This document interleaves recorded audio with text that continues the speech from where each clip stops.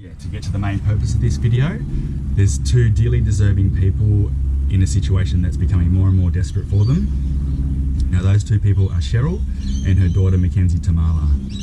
Now McKenzie suffers from a neurological movement disorder. She's only 11 years old. This disorder is called Dystonia.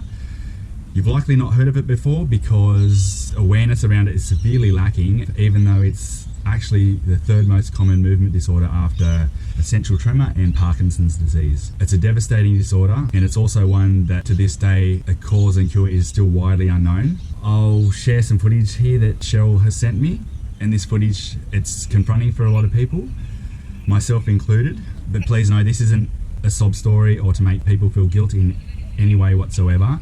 This is, as I said, this is just for a slither of awareness of what a life of this entails.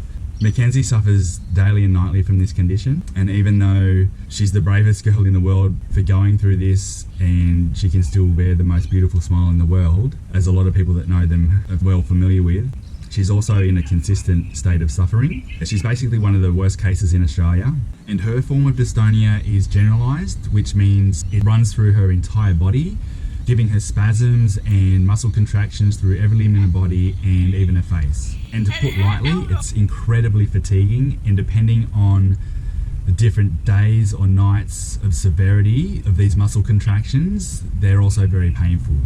She's actually had 3 brain surgeries before the age of 10 years old. She was diagnosed very young, before she was even 5. And even these deep brain stimulation surgeries, they've malfunctioned and they've had wires come loose and even broken, and they've had to go in and have repeat surgeries. So I'm only just scratching the surface there. It's pretty huge. She even has a baclofen pump inserted which runs up along her spine, and what that is, that's prescription medication that gets internally injected to help control her muscle contractions and muscle spasms.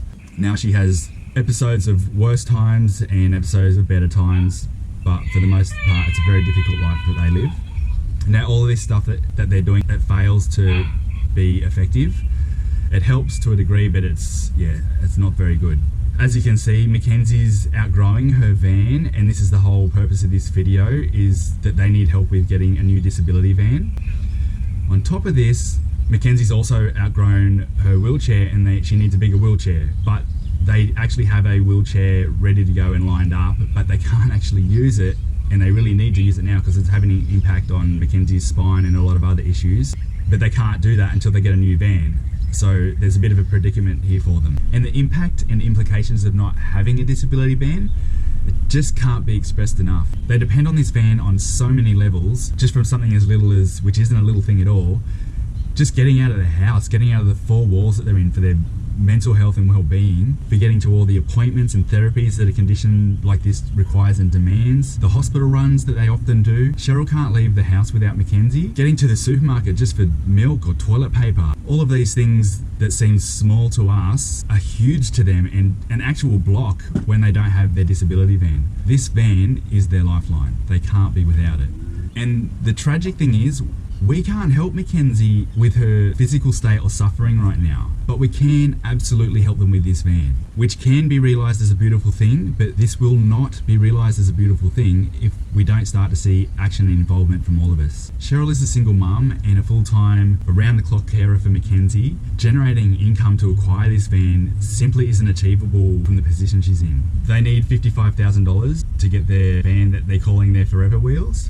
And just now on this point of help, I cannot forget to remind everyone how much support that Cheryl still offers the community, even with all that she struggles with. She supports other families that have had deep brain surgeries and similar conditions, and though she's still squeezing to make ends meet and still falls greatly short to cover her and Mackenzie's own needs, she still chips in and donates to help other people's causes. All this, and she's even caretaking for other patients with different conditions as well.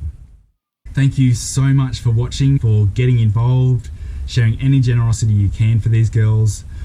Honestly, I can't express how non-negotiable and crucial this van is to almost every aspect of their lives. We can lift this burden from them. We can turn this situation around. Let's give them the helping hand they deserve.